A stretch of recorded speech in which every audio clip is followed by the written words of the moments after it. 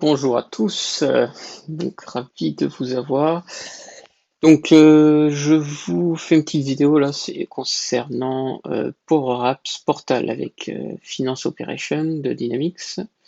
Donc pour rappel, mon blog qui est sur powerazure365.com.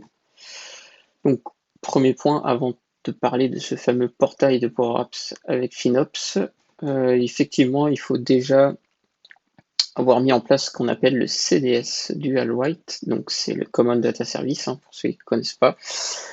Et du coup, effectivement, j'avais fait un article sur ce point pour l'activer dans FinOps, ce CDS Dual Write, donc qui est assez récent, qui a un mois à peu près, depuis mars 2020. Qui, du coup, dans cet article, je l'avais surtout fait pour montrer comment synchroniser l'ERP et le CRM ensemble de Dynamics. Et vous allez voir que c'est le but de cette vidéo, donc c'est que maintenant, comme toutes les données du FinOps vont dans votre CDS, on va du coup pouvoir faire enfin un portail web public ou privé qui est connecté du coup finalement à votre CDS, donc aussi à la fin des fins par FinOps. Donc je vous invite déjà effectivement à relire cet article qui vous dit comment faire en setup cette fameuse connexion entre FinOps et le CDS. Donc qui permet justement, comme le dual write, voilà, c'est la fameuse capacité de synchroniser votre finance opération en quasi temps réel, bidirectionnel, avec votre Common Data Service. Voilà, sur lequel s'appuient beaucoup d'éléments de Dynamics 365 maintenant, dont le CRM et le portail Power Apps tout court, Power Automate, que sais-je encore. Donc vraiment, c'est un élément important. Je vous montrerai un petit peu quand même encore sur cette partie dans FinOps, mais les entités qui me permettent de synchroniser les entités entre elles, on peut évidemment, il y a les DD en standard, il y en a qu'on peut customiser, voilà, donc c'est assez puissant, ça fait quelques semaines que j'utilise, et pour le coup, c'est vrai que c'est vraiment bien fait. Donc merci Microsoft. Donc pour rappel, voilà, sur cet article, je faisais surtout le lien avec le CRM, parce que je pense que vous avez peut-être eu le cas, vous, moi ça a été en tout cas, c'est que quand il fallait synchroniser en fait le CRM et ERP ensemble, il fallait faire beaucoup d'interfaces. Demander à des développeurs d'interfacer les éléments entre eux pour que dès que je modifie un contact dans l'ERP, ça se propage dans le CRM, etc. Gérer aussi les conflits, etc. Enfin bref, un peu compliqué quoi. Mais là du coup c'est du standard, tout est prêt, voilà, comme suivez l'article pas à pas et en une après-midi à peu près, vous pourrez du coup faire le setup. Donc voilà. Donc je suppose que vous avez réussi à le faire, comme dans l'article, et donc maintenant on va vraiment parler de Portal, pour Apps Portal. Donc dans l'article aussi, là effectivement, je vais réexpliquer en anglais, mais du coup c'est pour ça que je me suis dit, des vidéos en français aussi, ce serait pas mal pour la communauté francophone. Euh, Juste pour rappel aussi, on organise tous les vendredis quasiment des webinars en français. Donc voilà, le but c'est de proposer un peu de contenu aussi en France. Voilà. Et donc, du coup, là, je vais rebalier en fait mon article, mais en mode pas à pas et en mode démonstration directement, ce qui sera peut-être plus simple à comprendre et à voir comment ça marche. Donc, avant de passer dans l'étape effectivement de comment le configurer, donc le Power Apps Portal, pour ceux qui ne connaissent pas encore, c'est justement un portail en mode WYSIWYG, drag and drop, qui profite un peu de la même techno que la Power Platform pour faire des Power Apps. Donc, ce qu'on appelle du low code et no code editor. Bien entendu, vous verrez que je l'ai mis dans l'article, mais on peut aller un peu plus loin. On peut faire des customisations HTML, CSS, JavaScript, jQuery, même du liquid template que je connaissais pas trop, mais qui permet vraiment d'aller un peu plus loin. Mais en standard, ça permet de déployer rapidement un portail web, public ou privé. Dans le cas où c'est public, éventuellement, ou même privé, je peux demander quand même aussi à ce que mes partenaires ou clients se connectent à mon portail, histoire de les identifier et puis évidemment de sécuriser le portail, les données qui vont être affichées à votre utilisateur sur le web puissent voir évidemment que ces données à lui et pas ceux des autres. Surtout que c'est très important parce que par exemple, comme vous le savez, dans les FinOps, il y a la Legal Entity qui est un élément assez phare. Donc notamment sur ce point, ça vaut le coup de filtrer et évidemment sur le owner de l'enregistrement propriétaire. Évidemment, vous verrez que c'est du responsive design.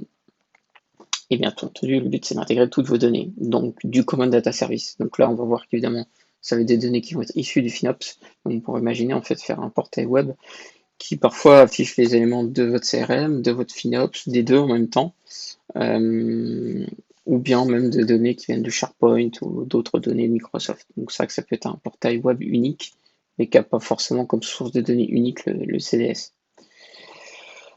Voilà, voilà. Quoi dire d'autre? Donc en fait, justement, si vous venez du UX 2012, moi ça fait un petit moment que j'en ai pas fait, mais si vous venez du monde UX 2012, vous savez très bien qu'il y avait un Enterprise Portal qui était stocké sur du SharePoint et qui permettait justement en fait de faire un peu ce que va faire en fait Power Apps Portal, c'est-à-dire de faire un portail web. Alors à l'époque, effectivement, en UX 2012, il fallait quand même pas mal de connaissances SharePoint, il fallait déployer SharePoint, il fallait customiser. En plus, c'était du on-premise, donc il fallait tout configurer SharePoint, il fallait développer SharePoint éventuellement, si on veut le customiser un peu, Enterprise Portal. De mémoire, la sécurité, c'était assez une horreur hein, à gérer aussi. Bref, donc là, vraiment, le but de Power Apps Portal, c'est de remplacer tout ça et de manière plus simple et rapide, comme la Power Platform de manière large. Je vous ai mis une petite comparaison de Power Apps Portal, parce que c'est quand même pas la même chose. Évidemment, là, c'est du web browser. On peut faire de l'accès anonyme aussi, c'est ça qui est bien, ce qui n'est pas le cas avec Power Apps tout court. Donc, par exemple, on peut très bien vraiment faire un portail web public, hein, sur lequel n'importe qui peut se connecter et voir les données de votre ERP, quoi. Voilà, voilà. Alors, comment ça se passe? Donc, je vais aller dans mon instance finance opération. Comme je disais, pour aller dans le dual write paramétrage, le setup, il faut aller dans le module système admin data management, parce que ça reste du data management. Vous avez ici, pardon, vous avez la partie dual write, voilà, je vais dedans. Donc ça va charger ça met un peu de temps parce que là, la connexion internet, donc j'espère déjà pendant qu'on patiente que vous allez tous bien pendant cette période un peu compliquée. Surtout que là, je crois que Disney Plus vient de sortir, donc ça arrange encore rien aux lenteurs d'internet en confinement. Alors, donc là, comme je disais, la double écriture en français, voilà, dual write. Donc là, c'est marqué version préliminaire, mais il faut savoir que c'est sorti, hein, donc c'est là, je suis en environnement, ça marque encore version préliminaire, mais c'est vraiment en prod, utilisable en prod, hein. Donc n'hésitez pas à commencer à regarder, à le déployer, quoi. Surtout sur des environnements de test, ça risque rien. Donc là, vous avez toutes vos mappings d'entités, vos mappages d'entités, self-standard, fournis par Microsoft. Donc si vous avez suivi mon article sur comment faire le setup du CDS du Write, normalement, à ce moment-là, vous arrivez à cet endroit-là. Vous avez tous vos mappings d'entités. Donc concernant FinOps, c'est les data entities qui sont disponibles. Concernant CRM, CDS, hein, c'est les entités standards du CDS. Donc ça, c'est celles qui sont standards, mais bien évidemment, vous pouvez créer vos propres mappings d'entités sur des autres data entities custom. Vous pouvez même prendre celles qui existent déjà par Microsoft et rechanger des éléments, hein.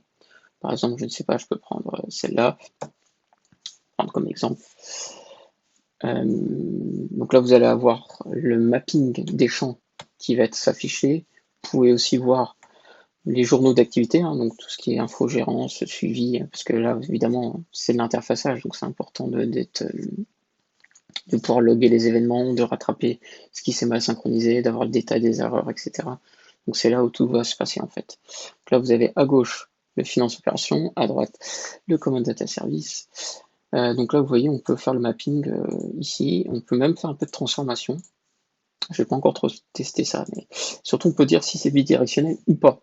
C'est-à-dire qu'on peut très bien dire, c'est finance opération qui est le master, qui est ma donnée maître, mais je veux juste pousser de FinOps vers le CDS, mais pas l'inversement. Ça, on peut le faire. On peut donc, comme je disais, on peut tout à fait ajouter un mappage et donc vérifier. On peut se donner le sens aussi de la transformation. Voilà, si là il y a eu des transformations, voilà. Si c'est yes, il faut que ce soit true dans le CRM, dans le CDS. Donc vous voyez, ça c'est important parce que, comme vous le savez, voilà, il y a des types de champs qui ne sont pas les mêmes entre le RP et le CRM, hein, parce que c'est que la techno derrière est quand même pas exclusivement pareil. Voilà, voilà. Donc ça, c'était juste pour vous rappeler sa partie CDS. Moi, dans mon exemple, je vais partir d'une entité qui s'appelle Worker. Donc les employés qui sont dans mon ERP, je veux les pousser dans mon portail web, Power Apps Portal, dans mon CDS. Et parce que peut-être qu'effectivement dans le futur, je voudrais que mes employés puissent mettre leurs notes de frais et que les notes de frais qui soient publiées sur le portail web soient directement poussées dans le RP. Voilà, donc ça c'est un exemple de use case. Bon, après ça, j'imagine que nos amis fonctionnels et chefs de projet pourront aider les clients à trouver des cas concrets de l'intérêt de mettre un portail web, mais évidemment, pour vous rappeler les use cases standards, je pense que je l'avais remis dans mon blog à la fin, des exemples de... Voilà, j'avais mis ça, partner vendor to connect, donc effectivement, capacité à ce que vos partenaires et fournisseurs se connectent à votre portail web, Power Apps Portal, et puis qu'ils voient en fait leur PO, leur purchase order, ou bien leur commande fournisseur, ou bien leur facture avec le PDF éventuellement attaché. Évidemment, ça c'est super important. Comme vous savez que les licences ont un prix avec Finance Opération. Donc là, pareil, vous pouvez très bien vous dire, je vais plutôt donner un accès à cet utilisateur que au portail web Power Apps Portal, parce que le coût est beaucoup plus faible. Il va éditer les infos dans Power Apps Portal, et comme j'ai synchronisé ça avec le Finance Operation, donc voilà, ça évite de lui donner une licence Finance Opération, je lui donne juste une licence CDS Power Apps Portal, et ça coûte au moins 10 fois moins cher. Voilà, donc moi je suis un peu dans ce cas-là, employees to push your expenses, et éventuellement du case management, ouais, avec éventuellement des clients qui se connectent à votre portail web, pour ce portal, et qui donc vont éventuellement faire d'un peu la partie SAV, quoi. Donc j'ai un problème avec le produit, je veux le retourner, et hop, il crée ces éléments dans le portail web, puisqu'on ne va pas évidemment donner un accès à Finance Opération pour ce besoin. Et par contre, vous, vos utilisateurs finaux de Finance Opération vont retrouver automatiquement les données de case management des retours clients dans le RP. Et puis, plein d'autres cas possibles et inimaginables. Mais effectivement, c'est vraiment top ce portail. Alors, donc, comme je le disais, moi, j'ai un cas, j'ai fait le worker. Vous voyez, j'ai activé la synchronisation. Donc là, c'est en temps réel maintenant, c'est activé. Donc, pour rappel, en fait, quand vous activez le mappage entre le RP et le CDS, vous faites exécuter. Il va d'abord faire une première synchronisation initiale pour les premières données. Et après, par contre, une fois que la synchronisation initiale est terminée, vous l'activez en mode temps réel et ça y est, c'est parti. Chaque fois que vous modifierez à gauche ou à droite, ça va se modifier. Donc, je vais dans mon worker. Voilà, donc là, il me dit que c'est en lecture seule puisque c'est en live. Et évidemment, il faudrait que je l'arrête ou je la suspende pour éventuellement, si j'avais besoin de faire des modifications. Voilà. D'ailleurs, dans le détail de la synchronisation initiale, vous voyez, je retrouve en fait mon exécution du Data Management Framework et je peux voir si c'est complété et s'il y a eu des erreurs, j'aurai les détails. Voilà. Donc ça, c'est bon. Donc, comment ça marche côté portail cette fois? Donc, si je vais dans powerapps.com, make.powerapps.com, vous voyez, là, j'ai ma liste de mes entités, de mon CDS, parce que là, je suis côté Power Apps, donc je suis côté CDS. Je vais tout en bas et j'ai mon entité Worker, donc la même que j'ai côté FinOps. Donc, je retrouve mes champs, en fait, de Worker. Alors, comme les Workers, c'est pas une notion du CDS à la base, du CRM, c'est plutôt quelque chose d'une notion côté VRP. En fait, Microsoft, donc, si vous avez suivi le fameux setup du Dual White, vous avez importé des solutions qui ont permis de créer ces fameuses entités qui n'existaient pas à la base. D'ailleurs, vous voyez, il y a souvent le suffixe CDM, donc ça veut dire Common Data Model, parce que le CDS est basé sur le CDM, qui est un Common Data Model global. Voilà, une espèce des entités qui ont été faites pour que SAP, Adobe et Microsoft se parlent un peu ensemble. C'était un projet qu'ils avaient éventuellement lancé il y a 2-3 ans, donc voilà. Et c'est quelque chose qui est open source, il me semble, le CDM, donc voilà. Donc, vous voyez, là, j'ai mon entité. Évidemment, si vous connaissez un peu le CRM, là, c'est un peu la même chose, hein. J'ai mes fils, mes vues, mes formulaires. Là aussi, c'est celles qui ont été faites par Microsoft, hein, ces vues, ces formulaires, etc. Mais bien sûr que je pourrais, par exemple, sur Worker, comme je disais, sur Worker, si j'avais fait des fields, des champs custom sur Worker dans le RP, évidemment que là, j'aurais pu très bien rajouter les fils manquants ici pour les rajouter après dans la synchronisation, dans le mapping côté FinOps. Je peux voir quand même les datas qu'il y a dedans. Évidemment, ça doit être les mêmes qu'il y a dans le RP, puisque maintenant j'ai synchronisé. C'est mieux. Pour info, hein, je peux toujours exporter ces données dans un Excel pour aller voir un peu ce qu'il y a dedans. Et je peux aussi les exporter dans un data lake qui permettront plus tard éventuellement de faire un peu plus de reporting de Power BI. Parce qu'on peut faire du Power BI, du reporting basé sur le data lake qui lui-même est basé sur le CDS. Et comme votre CDS en fait est maintenant un peu votre base centrale, vous avez le CDS, toutes vos Dynamics 365 applications, feed service, sales, finance opération, même business central, ça devrait arriver sous peu. Je crois que c'est la dernière app de Dynamics 365 qui n'a pas encore la connexion avec le CDS. Mais bref, toutes vos applis Dynamics 365 sont connectées au CDS. CDS qui peut après pousser les datas dans un data lake et vous faites le reporting dessus. Et là, vous pouvez croiser facilement les données issues du CRM, de votre ERP, de field service, de toutes les données. Et même des données externes, Salesforce, SAP ou d'autres. Parce que vous pouvez très bien être dans un contexte de CDS avec des données de ERP quotidiennes des SAP ou bien qui viennent de Adobe ou d'autres applications externes qui ne sont pas Microsoft.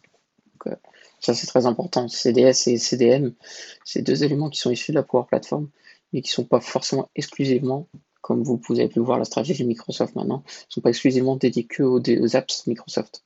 Donc ça, c'est top. Parce qu'évidemment, tous les clients de Dynamics n'ont pas tous après des applications qui gravitent autour de full Microsoft, quoi.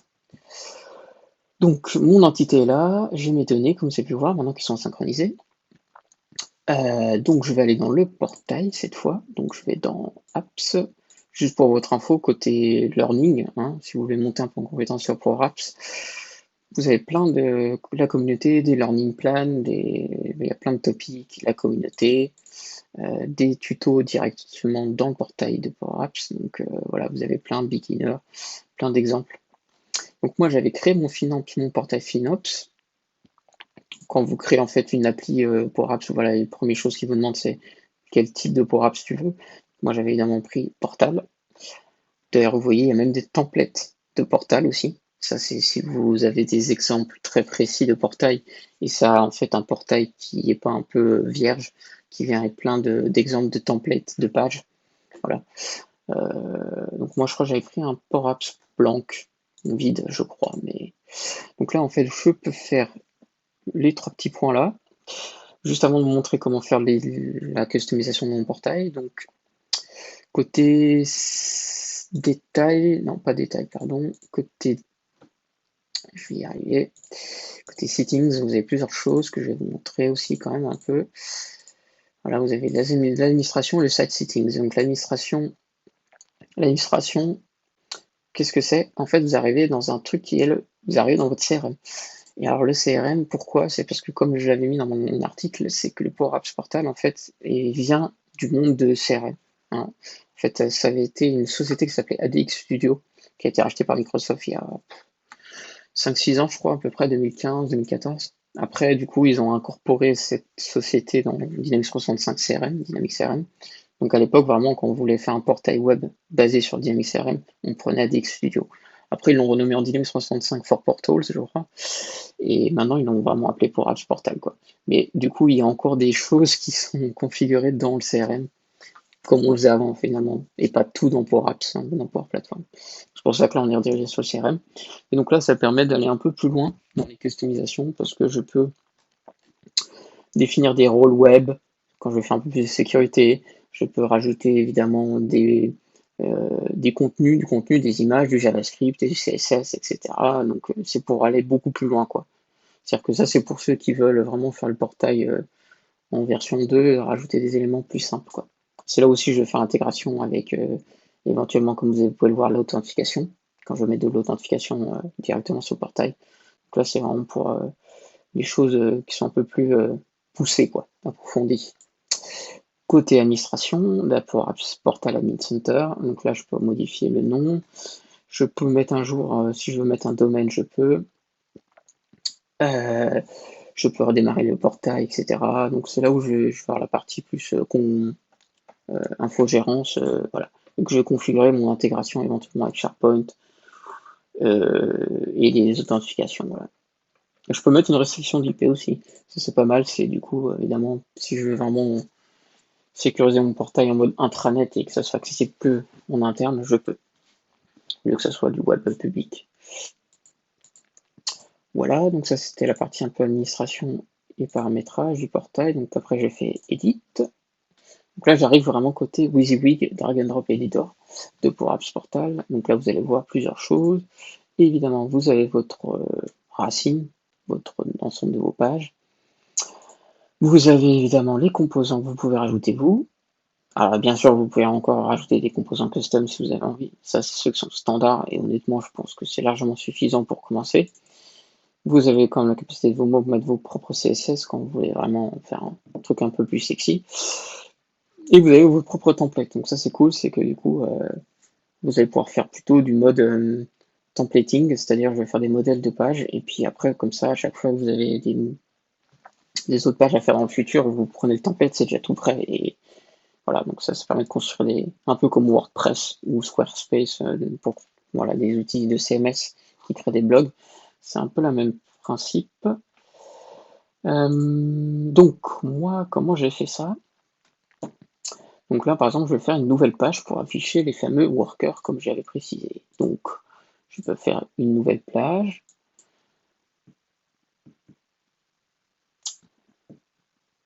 Voilà. J'arrive sur le WYSIWYG. Comment je fais? Je vais rajouter un composant de type liste, parce que c'est ce que je vais afficher, une liste des mes workers sous portail. Je peux créer, donc je vais en créer une nouvelle, worker list. Je prends mon entité de mon CDS, qui est worker. CDM worker, worker, voilà.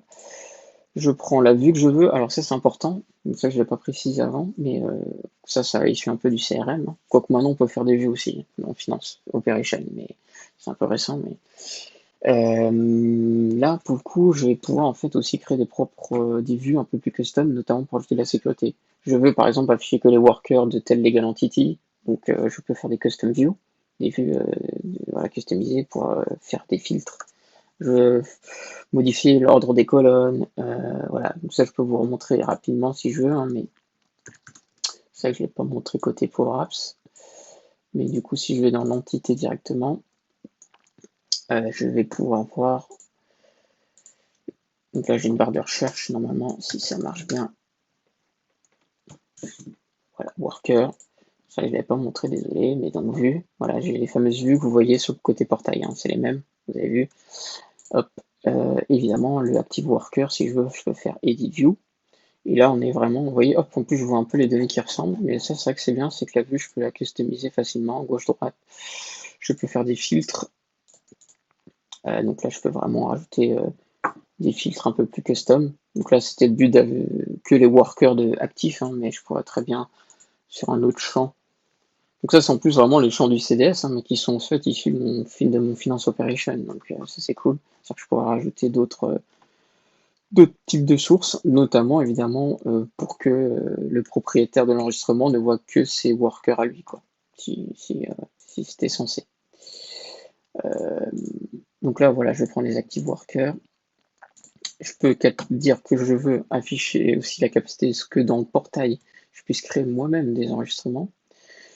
Je peux aussi définir que je peux voir le détail, c'est-à-dire que évidemment dans le portail, je vais peut-être pas mettre la liste de tous les champs, mais que les principaux. Capacité d'updater, bien sûr. Et voilà. Évidemment, la capacité aussi de faire des recherches, puisque je suis dans une liste, c'est mieux. Donc là, il est en train de me chercher l'ensemble du formulaire, parce que pareil, côté Power Apps, côté CDS, pardon, en fait, là j'étais dans les vues de mon entité, mais je peux aussi définir des formulaires précis. Un formulaire de création, un formulaire de modification, comme dans le CRM, quoi, ça c'est la même chose. Donc, pourquoi je précise tout ça? Parce que voilà, si vous venez du monde FinOps, vous connaissez peut-être pas tout ça. Donc, pour vous rappeler, pour ceux qui ne connaissent pas le CRM, comment ça marche. Donc là, je peux faire des propres formulaires, des quick view forms. Donc, comme dans le CRM, c'était vraiment de faire des petites créations rapides donc là, de worker. Et puis un formulaire où là, par contre, j'ai beaucoup plus de champs à remplir, un formulaire d'édition, etc., de visualisation. Voilà, donc ça on peut tout faire de ce côté-là. Charge encore. Ok. Donc là il charge. Donc en attendant qu'il charge, qu'est-ce que je peux montrer? Claquette.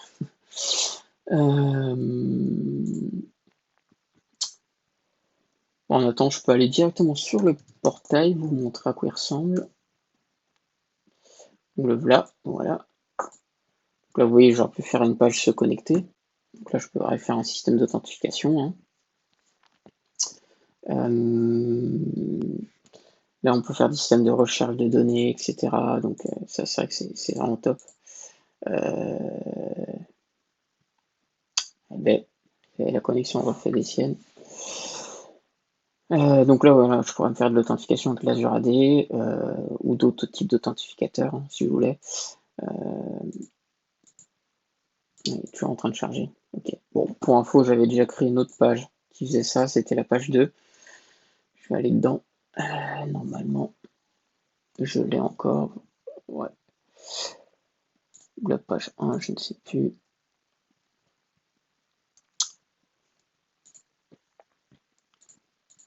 Ah voilà, la page 1, c'était ça. Donc juste pour votre info, surtout, comme j'ai mis dans l'article, ne pas oublier de faire Sync Configuration quand vous avez terminé vos customisations. Sinon, quand vous allez browser le site, vous ne verrez pas vos modifs. Donc, ballot. Donc là, je peux justement aller voir à quoi ressemble la page 1. Touc. Vous allez voir, pouf, et voilà. Génial. Donc là, j'ai tous mes workers en fait qui sont affichés sur mon portail web et qui viennent vraiment de Finance Operation. Évidemment, je pourrais faire une recherche pour voir mon worker à moi. Voilà, il est là. Donc, ce que je peux faire pour vous montrer un use case aussi, c'est qu'évidemment, si je vais dans la liste de mes workers, Human Resources, Employee, ah, il est en train de recharger, génial. Ça, c'est pénible, ça. Je pense que je sais pas, vous avez tous la même chose que moi, mais des fois, le Finance Operation, il reload tout à chaque fois. Donc là, je peux chercher mon worker. Ah, et en plus, je suis pas un worker, je suis un. Oui. Si je vais dans employé, ça marchera pas. Voilà, me voilà. Donc par exemple, je pourrais l'éditer. Je peux, je sais pas moi, mettre. Qu'est-ce que je peux modifier? Est-ce que j'ai la birth date quelque part? Ah oui, anniversary date, ça doit être ça, non? Hop là. Ouais. Birth city, ouais. Ah oui, je crois que c'est là où il y a, il me semble, le fameux. Ah non, birth date, oui, je me suis trompé. C'est là où il y a le origine ethnique de l'employé. Ça m'a toujours fait rire, je sais pas si c'est sur vous, mais en France, même dans d'autres pays, je pense que c'est un peu borderline. Hein. Mais bon, aux États-Unis, ça passe bien, mais bref. Donc voilà, je sauvegarde. Je sauvegarde. Donc là, normalement, si tout se passe bien, bien sûr, si je rafraîchis, là, j'avais pas de birth date hein, sur mon worker. Voilà, 6 avril 2020, vous avez vu. Donc, je peux encore refaire la modif si vous ne me croyez pas. Human Resources, Up Worker. Hop, donc je sais pas, le voici, le voilà. Donc birth date, et ben, je sais pas, je vais mettre 1er janvier 2020. Hop. Tac, sauvegarder. Côté portail, est-ce que. Ouais, il faut que ça rafraîchisse quand même. J'ai jamais regardé le temps de réponse global, mais vous voyez, ça prend encore à jour. Bon, le quasi temps réel, bon. Ah ouais, je sais pas, il a pris du temps. J'ai bien sauvegardé au moins. Save, ouais. Ça m'a l'air bon, je vais vérifier. 1er janvier 2020. On va rafraîchir. Ah ouais, là il le prend pas. Eh ben, fail. Démo fail. On va peut-être rafraîchir complètement la page. D'ailleurs, par contre, en attendant, côté data management, Dans le CDS SQLite, je pense que est-ce que je les détaille un peu de ce qui se passe en temps réel. J'ai jamais fait gaffe. Pour voir si justement j'ai peut-être une erreur. Ça peut être possible. D'ailleurs, sur cette partie-là, vous pouvez vous faire des règles d'alerte. Hein. C'est-à-dire vraiment, dès qu'il y a un problème de synchro avec le CDS et FinOps, vous pouvez très bien vous alerter par mail de ce qui se passe. Hein. On peut mettre un peu de sécurité de ce côté-là. Détail. Ouais, non, j'ai pas de. Sur la partie temps réel, c'est vrai qu'il n'y a pas de. Il y a pas de. On voit pas ce qui s'est passé réellement. Donc là, si je vais là. Ah, 1er janvier 2020. Ah, voilà. Bon, c'était un peu long. Vous voyez, donc, apprendre avec des pincettes, quoi, mais normalement, c'est des temps réels, à peu près. Mais bon, c'est déjà pas mal. Vous voyez, là, j'ai rien fait. J'ai pas codé une ligne. J'ai mon portail web qui est connecté donc, à mon FinOps. Donc là, évidemment, on pourrait imaginer que sur mon portail, après, je vais un peu plus loin, parce que comme je le disais, côté FinOps, vous avez pas mal d'entités, de mapping d'entités en standard. Mais par exemple, là, comme je disais, mon use case, c'était par exemple après que dans le portail, je fasse un. Pardon, je me suis trompé. Côté FinOps, voilà, le but, ça serait d'éventuellement après là qu'on attache par employé des expenses, donc des notes de frais. Donc il y a justement une data entity, expenses, dans FinOps. Et donc je pourrais très bien après créer une entité custom dans mon CDS de type expense, et puis après l'afficher dans le portail pour Apps Portal, et puis voilà. Là, vous voyez comment je crée une mappage d'entité qui n'existe pas. Donc là, je clique sur ajouter un mappage d'entité. Donc là, il m'affiche toutes les data entities de FinOps. Alors là, par contre, ce qui est très dommage, c'est qu'on ne peut pas filtrer. Donc c'est un peu chiant. Donc il y en a beaucoup, voilà. Voilà, expenses par exemple. Et là, du coup, le but, ce serait que côté command data service, côté CDS, évidemment, je crée une entité expenses. Et après, une fois que je l'ai créé, je l'affiche dans le portail web. Voilà. Et puis évidemment, je peux capacité d'attacher des documents, puisque la note de frais, il faut attacher un document. Dans Power Apps Portal, je l'avais mis dans l'article, on peut attacher des documents de style PDF qui seraient stockés dans un Azure Blob Storage. Donc ça peut gérer simplement, il n'y a pas de souci. Donc voilà. L'entité, évidemment, côté CRM, il faudrait la créer ici, côté pour CDS, Entities. Faire new entity, créer l'entité expenses, je rajoute les mêmes champs, un peu les champs qui me semblent importants pour les synchroniser entre FinOps et CDS. Et puis une fois que je l'ai créé, après j'ai plus qu'à l'afficher comme je l'ai montré côté portail web. Et puis le tour est joué. Voilà, voilà. Je pense que c'est à peu près tout ce portail web. Voilà, le but c'était de faire un overview global, pas rentrer dans tous les détails de comment faire des customisations un peu poussées. Mais pour le coup, la document, comme je l'ai mis dans l'article, si vous voulez vraiment regarder dans le détail les customisations possibles sur le portail, vous avez ici le Learn More, et vous pouvez très bien afficher, voilà, regardez justement comment faire l'authentification, comment faire les recherches, le multilangue, comment gérer justement Advanced Portal Customization, le Liquid Template, donc ça c'est vraiment pour ceux qui veulent aller beaucoup plus loin, les Entity Permission, le fameux document storage, donc vous voyez, c'est le fameux truc qui vous permet d'attacher des documents, donc comme les notes de frais, ou des factures, qu'on voudra afficher sur le portail web. Vraiment, donc là, je ne vais pas tout balayer, c'est pas le but de la vidéo, mais vraiment, là, la documentation est vraiment très bien faite. Donc, allez-y, jetez un œil, et ça devrait, je pense, aller pour vous, normalement. Voilà, voilà. Donc c'est tout. Donc n'hésitez pas effectivement à aller faire un tour sur mon blog. Je vais faire plein d'autres vidéos. Donc le but, je pense, c'est qu'à chaque fois que je fasse un article un peu en anglais, je fasse une petite vidéo française, voilà, qui vous explique un peu mieux en français ces éléments-là. Pour rappel, j'organise des webinars tous les vendredis aussi. Donc c'est sur Teams. Bien sûr, c'est gratuit, évidemment, pour la communauté francophone, donc c'est que du français. Et voilà, il y a notamment, vous voyez, moi-même, j'en fais une aussi le 15 mai sur Finance Operation avec Power Platform. Donc ça, c'est vraiment un bon moyen de partager les connaissances au niveau de Dynamics au global, quoi. Donc vous êtes bien sûr conviés fortement à y venir. Voilà, donc on apprend beaucoup de choses. Moi-même, j'ai appris des choses, donc vous voyez. Donc bah voilà, donc bah, tenez-vous informés, venez régulièrement sur le site et rajoutez-moi sur les réseaux sociaux, LinkedIn, Twitter, que sais-je encore. Alors abonnez-vous à ma chaîne aussi YouTube hein, pour recevoir des notifs dès qu'il y a une petite vidéo qui arrive. Et surtout, bah, prenez soin de vous, tout va bien et à une prochaine.